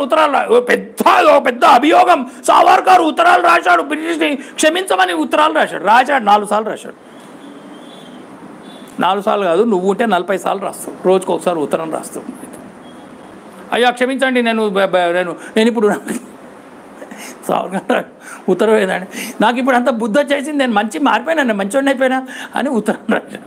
రాస్తే బ్రిటిష్ వాళ్ళు ఏమన్నారు, వీడు పెద్ద దొంగ, వీడిని నమ్మి వీడిని విడిచిపెడితే వీడు మళ్ళీ ఇట్లనే ఇంకొక 10 మంది సావర్కర్లు, వీడిని విడిచే ప్రసక్తి లేదు అని చెప్పి బ్రిటిష్ వాళ్ళు రిజెక్ట్ చేసి పారేశారు సావర్కర్ వాళ్ళ అన్న కూడా అదే జైల్లో ఉండే, గణేష్ సావర్కర్. 6 సంవత్సరాలు తెలియదు సావర్కర్కి మా అన్న కూడా ఇదే జైల్లో ఉన్నాడని. ఆ తర్వాత జైల్లో ఎక్కడో కలిస్తే అయ్యో ఇట్లా ఒకళ్ళు చూసి అయ్యో అన్నదమ్ములు ఇద్దరం ఇక్కడనే ఉన్నాం అన్నారు. తర్వాత బ్రిటిష్ వాళ్ళు అన్న సావర్కర్ని వదిలిపెట్టారు, కానీ తమ్ముడు సావర్కర్ని వదలలే, వినాయక్ దామోదర్ సావర్కర్ని వదలలే. అట్లనే జైల్లో ఉన్నాడు 11 ఇయర్స్. ఆయనకు ఖరాబ్ అయిపోయింది, ఆరోగ్యం ఖరాబ్ అయింది, చచ్చిపోతాడు. వచ్చే వీడు జైల్లో ఉంటే చచ్చిపోతాడు రా నాయన అని చెప్పేసి అప్పుడు 11 ఇయర్స్ తర్వాత సావర్కర్ గాంధీజీ చెప్పాడు వాళ్ళ తమ్ముడికి, సావర్కర్ వాళ్ళ తమ్ముడికి, మీరు ఇట్లా ఉత్తరాలు రాస్తే సరిపోదు, దాన్ని ఇట్లా రాయాలి, అప్పుడు బ్రిటిష్ వాళ్ళు కన్సిడర్ చేస్తారని చెప్పి ఆ టెక్నిక్ ఏదో చెప్తే ఆ టెక్నిక్లో రాస్తే ఆ తర్వాత 11 ఏళ్లకి సావర్కర్ని వదిలిపెట్టారంటే ఏంది, అండమాన్ జైలు నుంచి ఎరవడా జైలుకి మార్చారు సావర్కర్ని. 11 ఇయర్స్ అండమాన్ జైల్లో ఉండి ఆ తర్వాత ఎరవాడ జైలుకి. అండమాన్ జైల్లో రాసిన ఆయన కవిత్వం ఎంత పవర్ఫుల్ ఉంటుంది. జయోస్తుతే జయోస్తుతే శ్రీ మహామంగళే శివాస్పదే శుభదే స్వతంత్రతే భగవతి త్వామహం యశోయుతాం వందే యశోయుతాం వందే. తల్లి ఓ భారతి, నేను మీకు యశస్సుని ఇవ్వడానికి మా జీవితాన్ని మేము ఉపయోగిస్తాం అని కవిత్వం రాశాడు. చాలా పవర్ఫుల్ సాంగ్ ఇదైతే. రాష్ట్రార్చి చైతన్యమూర్తితు నీతి సంప్రదాచి. మరాఠీ సంస్కృతం ఈ కాంబినేషన్ తెలుసిన పాట. స్వతంత్రతే భగవతి. ఆ తర్వాత ఎర్రవాడ జైల్లోకి వెళ్ళిన తర్వాత సావర్కర్ని అక్కడ అప్పుడు ఆయనకి మామూలు జైలు శిక్ష. అక్కడ 5 సంవత్సరాలు ఉంచారు. 1910లో అండమాన్ పంపితే 1921 అండమాన్లోంచి 11 years. 1921 to 1926 ఎర్రవాడ జైలు, తర్వాత ఇంకేదో జైలు, కానీ 5 years మళ్ళీ జైలు. ఈ జైల్లో ఉన్నప్పుడు ఒకరోజు ముస్లింలు మాట్లాడుకుంటున్నారు జైల్లో మాట్లాడుకుంటే అప్పుడు సావర్కర్ అడిగారు, ఎందుకురా మీరు ఇట్లాగా, గాంధీజీ మీకు సహాయం చేస్తున్నారు కదా, మీరు కూడా గాంధీజీకి సహాయం చేయొచ్చు కదా అంటే. అప్పుడు గాంధీజీ ఏమన్నారంటే, ఖిలాఫత్ అని ఒక ఉద్యమం ఉన్నది, టర్కీలో ఖలీఫాని నిలబెట్టాలి, అది ముస్లింలకి ఉద్యమం. గాంధీజీ ఏమన్నారంటే, మనం ముస్లింలకు సాయం చేస్తాం ఖిలాఫత్ ఉద్యమంలో, ముస్లింలు మనకి సాయం చేస్తారు. ఇది న్యాచురలే కదా, ఇది కరెక్టేనా కాదా? మనము ముస్లింలకి టర్కీ ఉద్యమంలో సాయం చేస్తాం, టర్కీలో ఖలీఫా నిలబెట్టాలి అని. అప్పుడు ముస్లింలు మనకు సాయం చేస్తారు హిందువులకి, బ్రిటిష్ వాళ్ళ. ఇది కరెక్టే, న్యాచురల్గా ఉంది కదా. ఇందులో ఏమన్నా లోపం ఉన్నదా ఈ లాజిక్లో? ఎందుకు లేదు, అదే లోపం. టర్కీతో మనకేం సంబంధం ఉందండి? ఈ బ్రిటిష్ వాళ్ళు మన ఒక్కళ్ళకేనా శత్రువులు, ముస్లింలకు గారా? కాబట్టి బ్రిటిష్ వాళ్ళని వ్యతిరేకం చేయాలంటే మొత్తం అంతరం చేయాలి, వితౌట్ ఎనీ కండిషన్. నేను నీకు అక్కడ సాయం చేస్తా, నువ్వు మాకు దేశభక్తిలో సాయం చేయి, ఇదేంది దీలా? దేశభక్తి అనేది ప్రతి ఒక్కరికి ఉండాలి.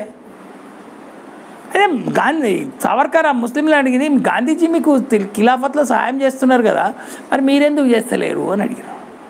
మీరెందుకు ఇట్లా ఇంకా అంటే, అప్పుడు వాళ్ళు ఆలోచించి వాళ్ళు ఏమన్నారంటే, గాంధీజీ మా వెనక వస్తున్నాడు, మేము గాంధీజీ వెనక పోతలేము అని అన్నారు. వాడు క్రిస్టల్ క్లియర్ ఉన్నాడు. వాడైతే గాంధీజీ మా వెనకాల వస్తున్నాడు, మేము గాంధీజీ వెనక పోతలేం. గాంధీజీ చేసినవన్నీ ఇట్లాంటివే. ఏది గాంధీజీ చెప్పింది ఏంటి? సత్యాగ్రహం చేయాలి. సత్యాగ్రహం అంటే అంతే కదా, మనం సత్యాగ్రహ ఈజ్ ఎ గ్రేట్ వెపన్ అవునా కదా. సత్యాగ్రహం అంటే మంచిది. ఏంటి సత్యాగ్రహం అంటే ఏంటి? సత్యాగ్రహం అంటే బ్రిటిష్ వాళ్ళకి వ్యతిరేకంగా మనమందరం కోరంటి చౌరస్తాలో కూర్చోవాలి. కోరంటి చౌరస్తా కావాలి, ఏదో సీతాఫల్ మడి చౌరస్తా, ఏదో చౌరస్తా, లోకల్ చౌరస్తాలో అందరం కూర్చోవాలి, ప్రజలందరూ వచ్చి కూర్చోవాలి బ్రిటిష్ వాళ్ళకి వ్యతిరేకంగా. అప్పుడు మరి చౌరస్తాలో కూర్చుంటే పోలీసు వాళ్ళు ఊరుకుంటారా? పక్కకి తీస్తారు. పక్కకి తీసినా మనం కదలకూడదు, అక్కడనే కూర్చో. పోలీసు వాళ్ళు తరిమినా మనం కదలకూడదు. లాఠీలతో కొడతారు, లాఠీలతో కొట్టినా కదలదు. లాఠీలతో మామూలుగా ఒకటి ఏసి ఉతుకుతారు, అయినా కూడా కదలకూడదు. ఇది సత్యాగ్రహం కదే. మరి లాఠీలతో పెడితే మరి బొక్కలు ఇరిగితే సత్యాగ్రహం యొక్క సాఫల్యము. బొక్కలు ఇరిగితే that is the height of satyagraha, that is the success of satyagraha. Gandhi అని రిచర్డ్ అటన్బరో ఒక సినిమా తీశాడు, అది ఆస్కార్ అవార్డ్స్ వచ్చినాయి, 8-10 ఆస్కార్ అవార్డ్స్ వచ్చినాయి. 1983లోనో 84లోనో వచ్చింది ఆ సినిమా గాంధీ. గాంధీజీ జీవితము, దాంట్లో ఈ సత్యాగ్రహం సీన్ ఉన్నది. దాంట్లో ఈ సత్యాగ్రహం సీన్ నేను ఎవరిదో కాదు, ఇది స్టాండర్డ్. ఇది నవజీవన్ అని గాంధీజీ వాళ్ళ సంస్థ ఉన్నది, ఆ సంస్థ వాళ్ళు చెప్పిన దాని ఆధారంగా రిచర్డ్ అటన్బరో ఆ సినిమా దాంట్లో ఉంటుంది. ఏంద్రా అంటే సత్యాగ్రహము చేసేదము అని ముందే వాళ్ళు నోటీస్ ఇస్తారు. First that is the process of satyagraha. మనం రహస్యంగా చేయకూడదు, స్పష్టంగా గట్టిగా కరెక్ట్ క్లియర్ కట్గా చేయాలి. ఎట్లా చేయాలి? ముందే ఉత్తరం రాయాలి, మేము ఎల్లుండి పొద్దున 10:15కి మేము సత్యాగ్రహం చేసేదము అన్నాక వాడు పర్మిషన్ ఇవ్వడు. అయినా మనము అందరము పోయి అందరు సత్యాగ్రహాలందరూ ఇక్కడ బ్యాచ్గా 100 మంది ఉంటారు. ముందు ఒక 10 మంది సత్యాగ్రహం చేయడానికి వెళ్తారు. ఈ పక్కన ఈ సత్యాగ్రహాలకు అసిస్టెంట్లుగా కొంతమంది డాక్టర్లు, నర్సులు, వాళ్ళు బ్యాండేజీలు గీండేజీలు ఇవన్నీ పట్టుకొని కూర్చుంటారు. వాళ్ళైతే ఆ మోసుకపోయే వాటిని ఏమంటారు, స్ట్రెచర్స్. ఈ స్ట్రెచర్స్ అవన్నీ పక్కన ఉంటాయి, పక్కన కొంచెం దూరంలో. ఈ 10 మంది పోతే పోలీసు వాళ్ళు వెనక్కి పోండ్రా అంటారు. పోయినా కూడా వేసి కొడితే కాళ్ళ మీద బొక్కలు. తమాషా ఏంటంటే సత్యాగ్రహం యొక్క రూల్స్ ప్రకారం వాడు కొడుతుంటే నువ్వు చేతులు ఆపద్దు, వాడు లాఠీలో కొడుతుంటే లాఠీతో తల పెట్టి ఇట్లా కొట్టి తల కొట్టించుకొని బుర్ర ఇరగొట్టుకోవాలి తప్ప నువ్వు చేతులు అడ్డం పెట్టినావంటే సత్యాగ్రహం ఫెయిల్యూర్ అయినట్టే లెక్క. నీకు అర్థమైందా? అట్లా వాళ్ళు కొడతారు, కొడితే తలలు బద్దలైపోతాయి, రక్తాలు కారుతాయి, బొక్కలు ఇరుగుతాయి, వాళ్ళు అక్కడే కూలిపోతే అప్పుడు పక్కన నిల్చున్న బ్యాచ్ ఉంది కదా ఈ సిస్టర్లు, వీళ్ళందరూ పరిగెత్తారు, సిస్టర్లు బ్రదర్లు వాళ్ళందరూ స్ట్రెచర్లు తీసుకొచ్చి వాటి మీద మోసుకుపోయి మళ్ళీ వాళ్ళందరినీ తీసుకుపోయి కట్లు కడతారు, వాళ్ళందరూ కుయ్యమోరం అనుకుంటే పక్కన పడతారు. ఇప్పుడు 10 మంది 90 మంది ఉన్నారు కదా, అప్పుడు నెక్స్ట్ బ్యాచ్ సత్యాగ్రహం చేస్తుంది 10 మంది, నెక్స్ట్ 10 మంది వాళ్ళు పోతారు. వాళ్ళని కూడా ఈ పోలీసు వాళ్ళు అంటే వాళ్ళు బ్రిటన్ నుంచి వచ్చిన వాళ్ళు కాదు, మన భారతీయులే. కొట్టండి రా అంటే ఈ ధమాకు లేని వేరే ఈ పోలీసు వాళ్ళు కొట్టండి రా అన్న వాడిని కొట్టచ్చు కదా, కొట్టరు. ఎవరైతే సత్యా వాడిని కొట్టు. ఇది సక్సెస్ ఆఫ్ సత్యాగ్రహం. పోనట్లే మన గాంధీజీ ఎప్పుడన్నా బుక్కలు కొట్టుకున్నాడా? నెహ్రూజీ ఏమన్నా చచ్చిండా? కావాలి. మరి చచ్చింది ఎవరు? అల్లూరు సీతారామరాజు చచ్చాడు, ఖుదీరామ్ బోస్ చచ్చిపోయినాడు, నేతాజీ సుభాష్ చంద్రబోస్ చచ్చిపోయినాడు, సావర్కర్ని జైల్లో పెట్టారు, చంద్రశేఖరాన్ని కాల్చి చంపారు, అనంత లక్ష్మణ కన్హరేని ఉరిదీశారు, మదన్ లాల్ డింగ్రాని ఉరిదీశారు, వాసుదేవ్ బలవంత్ ఫడ్కేని జైల్లో పడేస్తే జైల్లో చచ్చిపోయినాడు. అంటే దేశభక్తులు చాపేకర్ సోదరులందరినీ కాల్చి చంపేశారు, ఉరిదీశారు, భగత్ సింగ్ని ఉరిదీశారు, చంద్రశేఖరాన్ని కాల్చి చంపారు. వీళ్ళని కాల్చి చంపడమే ఏంటి? ఈ సత్యాగ్రహం చేసి ఈ డమ్మిగా దెబ్బలు కొట్టుకుంటే ఎవరు పోతారు సత్యాగ్రహం? వీళ్ళందరికేమో కాంగ్రెస్ పార్టీ వీళ్ళనే రౌండ్ టేబుల్ కాన్ఫరెన్స్కి వీళ్ళని పిలిచిరా, వీళ్ళని పిలుస్తారు గాంధీజీని. రౌండ్ టేబుల్ కాన్ఫరెన్స్కి పోయి ఫెయిల్ అయిందని వస్తారు గాంధీజీ. ఎందుకు? Why this dual treatment? దేశభక్తులకి ఎవరైతే వాళ్ళకి సమస్య కలిగిస్తున్నాడో వాళ్ళందరినీ అండమాన్ జైలుకు పంపడం ఏంది? ఎందుకంటే వాళ్ళ పరిపాలనకి ఎవరు పనికొస్తారు? వాళ్ళ పరిపాలనకి ఏ సిద్ధాంతం పనికొస్తుంది? వాళ్ళకి కండ్యూసివ్గా ఎవరున్నారు? ఈ కాంగ్రెస్. సత్యాగ్రహం బాగానే ఉంది, మంచిగా బాగా మనోళ్ళు పోలీసులు లాఠీలతో కొడితే వాళ్ళు పిచ్చోళ్ళు లాఠీ దెబ్బలు తింటారు కదా. అసలు ఏమిటి ఈ దేశము? ఎక్కడికి పోతుంది? ఎవడు వీడు? వాడెవడు మనని పరిపాలించడానికి వచ్చింది? వాడిని మనం తరమకుండా మనం లాఠీ దెబ్బలు తినేది ఏంది? ఇది ఈ రక్తాలు కార్చుకోవడం. అసలు ఏమైపోయింది మన జాతి? 1000 సంవత్సరాల పరిపాలనలో, పరాయి పాలనలో ఎందుకు ఇంత నిస్తేజం అయిపోయింది అని చెప్పి అప్పుడు సావర్కరు ఎరవాడ జైల్లో ఒక గ్రంథం రాశాడు. దాని పేరే హిందుత్వ. ఏమిటి ఈ దేశం? ఎవరిది? ఎవడో కోన్కిస్కా గాడిదా? బ్రిటిష్ వాడు ఏమన్నాడు? ముందు అప్పుడెప్పుడో శకులు వచ్చారు, తర్వాత హూణులు వచ్చారు, తర్వాత యవనులు వచ్చారు, తర్వాత ముస్లింలు వచ్చారు, తర్వాత మేము వచ్చాము. బలం ఉన్నవాడిది బర్రే, చేతిలో కట్టే ఉన్నవాడిది బర్రే అవుతుంది. ఎవరో పబ్లిక్ టాయిలెటా? ఎవరు పడితే వాడు వచ్చి వాడుకొని పోవడానికి? ఇది వేదాల్లో రాసి ఉంది. వేదాల్లో, ఇప్పటిది కాదు. Vedas are the first book of the mankind. మానవ జాతికి మొట్టమొదటి పుస్తకం వేదం. ఆ వేదంలో ఉంది ఇది. ఆ సింధు పర్యంతం, సింధు నది నుంచి సముద్రం దాకా ఉన్నటువంటి ఇది భారతదేశం. ఈ భారతదేశానికి ఎల్లలు ఉత్తరాన హిమాలయాలు, దక్షిణాన సముద్రము, తూర్పున పడమరన ఉన్నటువంటి పర్వతాలు లాంటి వెస్టర్న్ ఘాట్స్, ఈస్టర్న్ ఘాట్స్, ఈ మధ్యలో ప్రవహిస్తున్నటువంటి అనేకమైనటువంటి నదులు ఎండాకాలంలో ఎండిపోయి వర్షాకాలంలో వచ్చే నదులు కావు. జీవనదులు అవి ఎప్పుడు ప్రవహిస్తూనే ఉంటాయి. గంగా, సింధు, కావేరి, యమున, తుంగభద్ర, కృష్ణ, గోదావరి, నర్మదా, బ్రహ్మపుత్ర, ఈ నదులు ఎప్పటి ప్రవహిస్తూనే ఉంటాయి. ఇక్కడ మామూలు అక్కడ బ్రిటన్లో 2 ఋతువులు, ఒకటేమో వర్షాకాలం, ఇంకోటేమో తక్కువ చలికాలం, అంతే, ఇంకా లేదు. ఇక్కడ 6 ఋతువులు ఉంటాయి. ఇక్కడ అన్నీ పండుతాయి, ఇక్కడ పంటలు పండుతాయి. రత్న గర్భ ఈ దేశము నాది. ఇక్కడ పుట్టినటువంటి సంస్కృతి నాది. ఈ దేశంలో పుట్టినటువంటి వీరులందరూ నా వాళ్ళు. ఆ వివేకానందుడు మావాడు, లేకపోతే లాచిత్ బడఫూకన్ మావాడు, తమిళనాడులో ఉన్న అవ్వయ్యారు మా తిరువల్లువారు, వీరపాండ్య కట్టబ్రహ్మణ, అల్లూరి సీతారామరాజు, ఛత్రపతి శివాజీ, రాణా ప్రతాప్, వీళ్ళందరూ మా వాళ్ళు. ఇక్కడ పుట్టినటువంటి రాముడు, కృష్ణుడు, ఇక్కడ పుట్టినటువంటి వేదాలు, ఉపనిషత్తులు, ఇవి నా సంస్కృతి. దీన్ని మొత్తం దేశమంతా ఏ భాషలో అయినా కానీ దీన్ని గౌరవించేటువంటి వాడు, దీన్ని తనదిగా భావించేటువంటి వాడు, ఈ దేశం యొక్క ఉత్థానానికి, గొప్పదనానికి ఆనందించేటువంటి వాడు, ఈ దేశం యొక్క పతనానికి బాధపడేటువంటి వాడు. మొన్న సింధూరు యుద్ధంలో గెలిస్తే ఆనందిస్తాడు వీడైతే.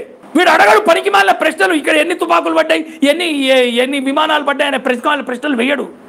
జస్ట్ బికాజ్ ఈ దేశంలో పుట్టినంత మాత్రాన నీ కాదు ఈ దేశము.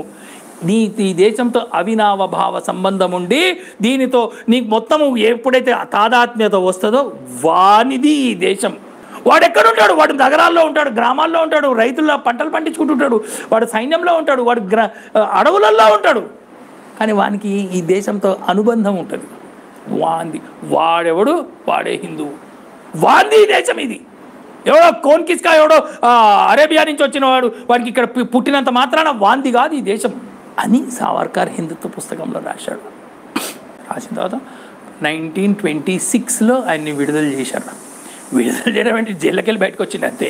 జైల్లోకి వెళ్ళి బయటకు వచ్చిన తర్వాత ఆయన్ని రత్నగిరి, అక్కడే ఉంది నాసిక్ దగ్గర, రత్నగిరిలోనే ఉండాలి, ఆ ఊర్లోనే ఉండాలి, ఇంట్లోకి వెళ్ళి బయటకు పోవద్దు.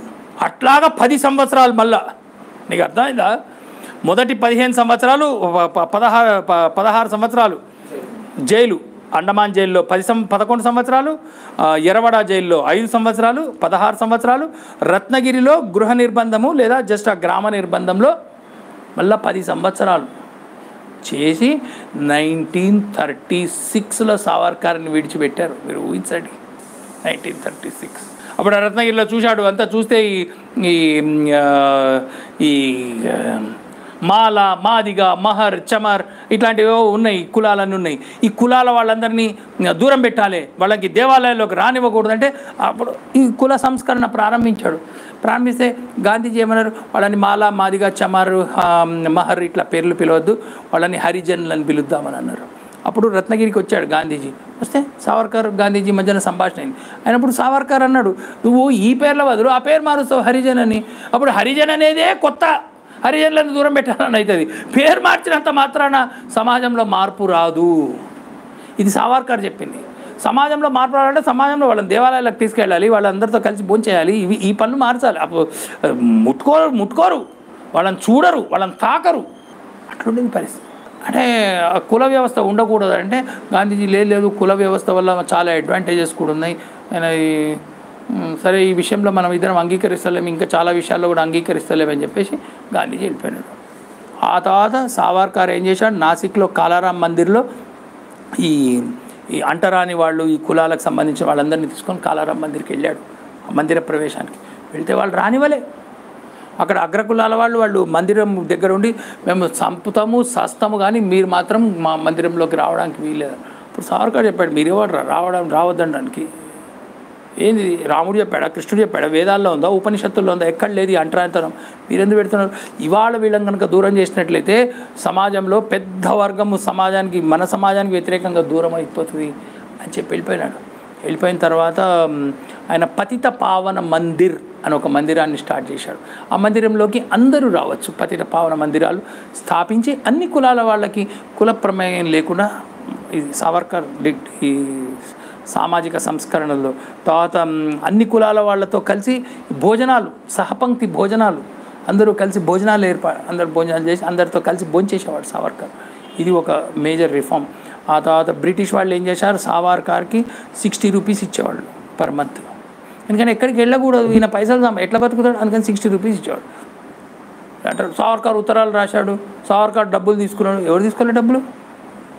ఎవరు తీసుకోలే? గాంధీజీకి నెలకి 200 రూపాయలు ఇచ్చేవాళ్ళు. ఇది తెలుసా?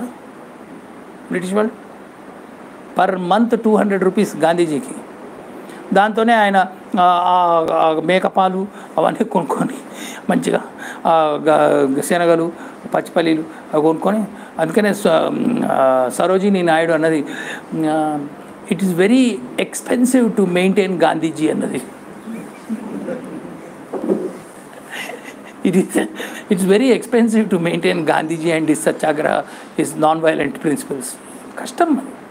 తర్వాత గాంధీజీ కలిసిన తర్వాత చాలామంది కలిశారు.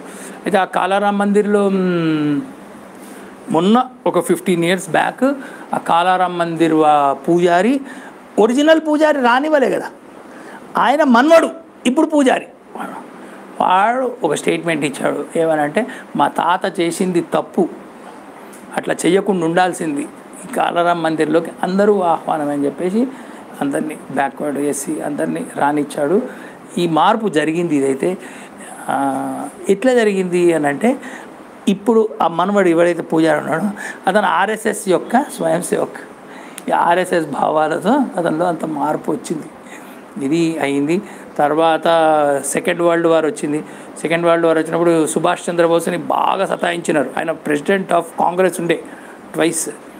బాగా సతాయించి ఆయన పని చేయలేకపోతే చెట్ అని చెప్పేసి ఆయన కాంగ్రెస్కి రిజైన్ చేసి పారేసి ఆయన బయటకు వచ్చేసి ఏం చేయాలంటే అప్పుడు సావర్కర్ దగ్గర కలవడానికి వచ్చాడు రత్నగిరి. అప్పుడు సావర్కర్ చెప్పాడు, ఈ యుద్ధం ఎంతో కాలం జరగదు, ఎంత తర్వాత అయిపోతుంది. కానీ మనకు సైన్యం కావాలి, మనం ఫ్రీ ఇండియా అవుతాము, కానీ మనకు సైన్యం లేకపోతే ఎవడు పడితే వాడు దోచుకుంటాడు. ఎట్లాగా అంటే అప్పుడు నువ్వు పో, ఈ బ్రిటిష్ తరపున మన మన మన సైనికులందరూ బ్రిటన్ తరపున యుద్ధం చేస్తున్నారు, వీళ్ళందరూ దొరికారు జర్మనీకి, ఫ్రాన్స్, ఇటలీకి. పోయి వాళ్ళతో మాట్లాడి మన సైనికుల్ని విడిపించి అరే మీకు బ్రిటన్కి ఏం సంబంధం లేదని మనదొక సైన్యం తయారు చేద్దామన్నాడు. ఈ ఐడియాతో సుభాష్ చంద్రబోసు జర్మనీ వెళ్ళి హిట్లర్తో మాట్లాడి, తర్వాత జపాన్ వెళ్ళి ఆజాద్ హిందూ ఫౌజ్ అనే ఒక సైన్యాన్ని తయారు చేశాడు. ఆ తర్వాత ఆ ఆజాద్ హిందూ ఫౌజే చాలా బ్రిటన్ మీద యుద్ధం చేసింది. తర్వాత ఓడిపోయింది కానీ అది యుద్ధం చేసింది. తర్వాత బ్రిటన్ సైన్యానికి సెకండ్ వరల్డ్ వార్లో బ్రిటన్ దగ్గర సైన్యం లేదు, దానిలో పార్టిసిపేట్ చేయమని పిలిస్తే వీళ్ళేమో క్విట్ ఇండియా అని చెప్పేసి మేము పార్టిసిపేట్ చేయమన్నారు కాంగ్రెస్ వాళ్ళు. అంటే అప్పుడు చెప్పాడు సావర్కర్ ఏం చెప్పారంటే, భారతీయ యువకులంతా పోయి సైన్యంలో చేరి బ్రిటన్కి సహాయం చేయండి అని ఒక స్టేట్మెంట్ ఇచ్చాడు. ఇదేంటిది ఇట్లా స్టేట్మెంట్ ఇచ్చాడు సావర్కర్ అంటే, అప్పుడు ఆయన చెప్పాడు మన దగ్గర తుపాకులు లేవు, మన దగ్గర ట్రైనింగ్ లేదు, మన దగ్గర సైన్యం లేదు.